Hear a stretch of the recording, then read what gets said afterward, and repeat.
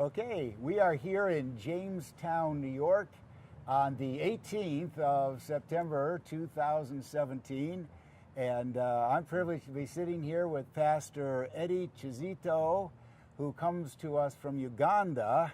And Eddie's been a friend of mine for at least 5 years, and I wanted to take time to talk with him and let you listen in regarding a dream that has come true and continues to come true in Nabreru, a municipality, I got to get that right, just outside of Kampala, the capital city of Uganda.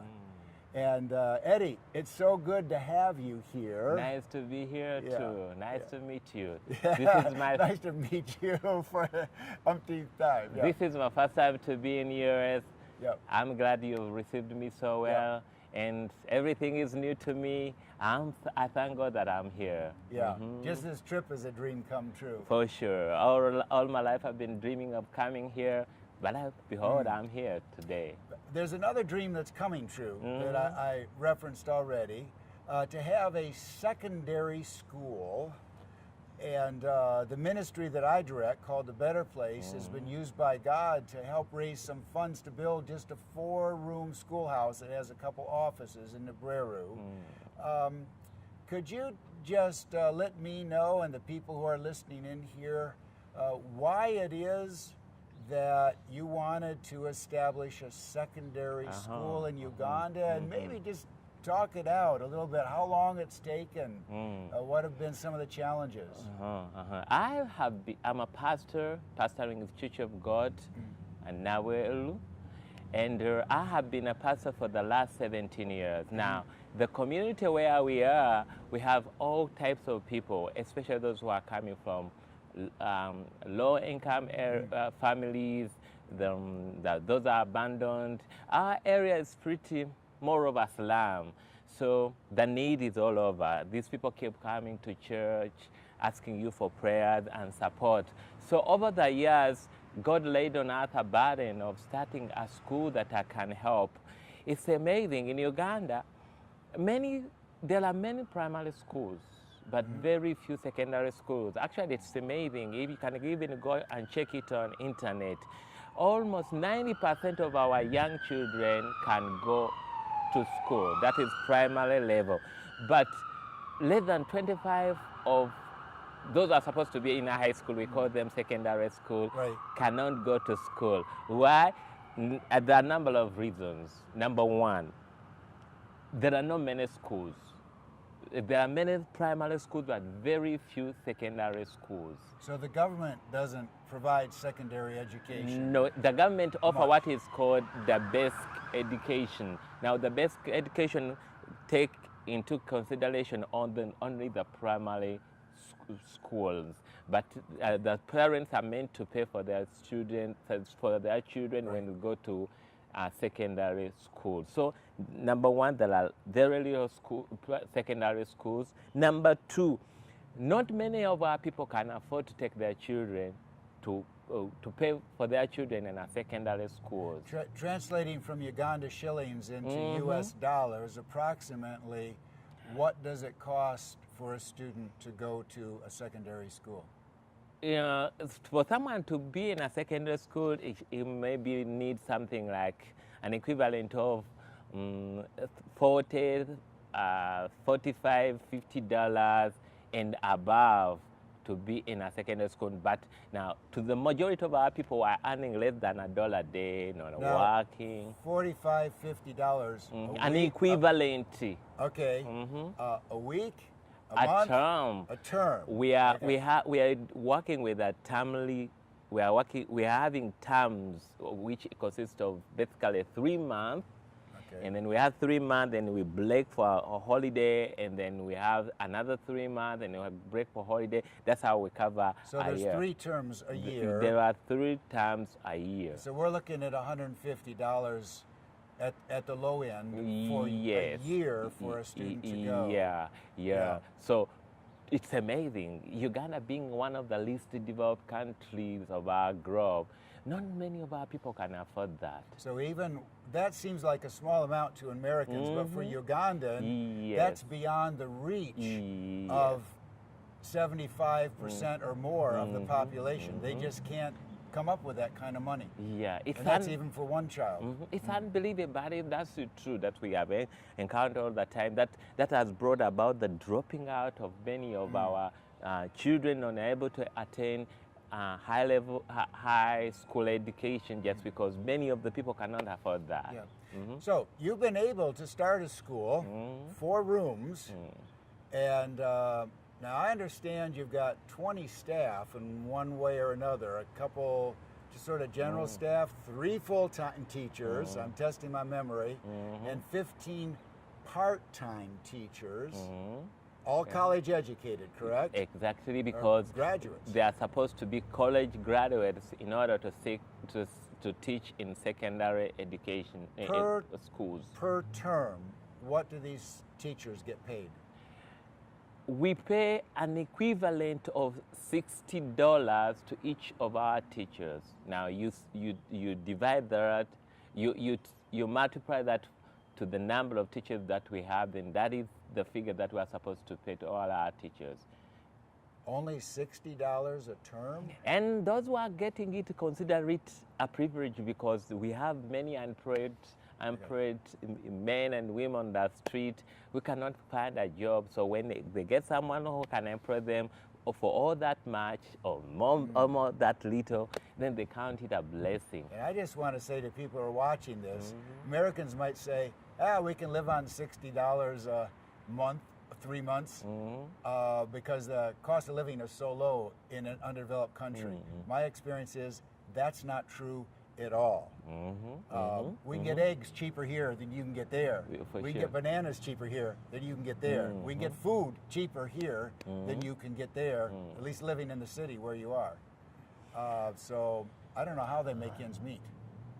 We somehow survive, I don't know. That's what brings about people having 1 meal in 24 hours because you are not able to survive on all this. So you need to ration your food and be able to eat only when you are able to. If anybody's watching it, as people are watching this, and they want to help your school so they can help the teachers and help the students, what are some of the needs that you're facing? One of our major need would be a teacher's payroll. If we can have people who can help us with the teacher's payroll and help pay for those teachers, then we can have many other students come to study for free, putting in a consideration that we are able to pay for our teachers. But apart from that, we have limited place. This school started less than 3 years ago, but as I'm talking now, we have almost 200 children. Now, we have only, the Better Place helped us to build only 4 classrooms. Now, I just don't know where all these students sit, but we have limited place. So if we can have extra classes, and then that's yet another need. And then we have another need that we need the people of God everywhere, especially here in the U.S., to help us to build dormitories for the students that are coming from far because they don't have anywhere to stay. We have some children who don't have a place called home. We have those who are coming from bush areas. We have some others who are coming from far. They need to have education. So if God can help us and we get money enough to build dormitories for them, so those are some of our major needs that we would like people to help us, and we pray, and as we're praying, that God will help us raise that money and be able to do that. Okay. I want to repeat some of what you said and say some other things that I have also heard as we've talked before. You can correct me if I'm wrong. But the needs for this school to help it to go ahead so that we can really help students who otherwise would not be able to have a secondary education is we need to have a regular flow of income that you can depend on so you can budget so you know how many teachers you can have and pay, so you can know how many students you can have and pay. Oh, yes. That's part of it.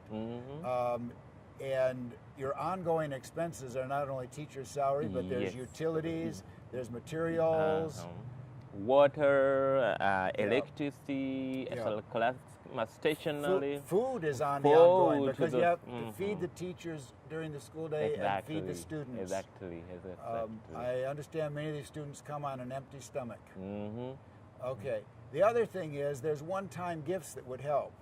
Yes. Big gifts that would help to buy more property and build more. Oh, yes. And I know you have a need to get your latrines up to date to pass code. Actually, right now we are operating without a license from the government. Why? Because our facilities does not match to the standard required by the government. We are only given a provisional license that can only work for a given time. We are required to fix all those things that need to be fixed. One of them is the latrines. They're not well built. They are same built. So we need to work on those. We need those extra classes. We need the laboratories. We need a library. You know that when these government officials from Ministry of Education, if they come in and see all these facilities in place, then that's when they will allow us to. They will give us the license to help to enable us to operate legally. All right. So we've come a ways. A school exists, but there's a long way to go, even to have this licensed, and then to add more classrooms, dormitories for more students. And there is a tremendous need, we know. And one of the needs, I understand, correct me if I'm wrong, but just in a country that is called a third world country, one of the primary needs to help rise up is education of the young people. I have that popular old wise saying which I like so much. If people from here can give us food, can give us clothes, can give us some of the few things that we can have from here, that is good. But there is that saying that say that if you give me a fish, you'll have fed me for one day. But if you give me a hook and teach me how to fish, you have fed me for a lifetime. I strongly believe if we can give our people education and they're able to get the skill that they need to run their life, though they will be able to stand on their own, then we will have helped them to live on their own. They will not keep coming back begging for food, begging for clothes, because then they will be able to stand on their own. All right. Amen. Eddie, thank you so much for sharing this and taking the time to let us know. And I want to say to anybody who's watching this that we're going to keep you updated. If you want to check in, you can go to the Better Place website, which is thebetterplace.org. If you just want to email me, just put my name in the front. Roy is my name, Roy at thebetterplace.org for an email. And we also have a Facebook. You can find us there, and actually there's a link on the website to that Facebook, and we'll just keep posts going out there to let you know about progress at the school, how it's coming along, and what you can continue to do to help. And thank you so much for being obedient to God for whatever He puts on your heart. And thank you again, Eddie. I cannot end this interview without thanking the people of the Better Place, the director, and all those who are supporting us. The Better Place Ministry is the one that has helped to see this dream come true. And I'd like to thank you. Your $50, your $20, your $100 has made a very impact in someone's life and is giving hope to somebody who desperately needs it. Amen. Thank you, Reverend Roy. Thank you.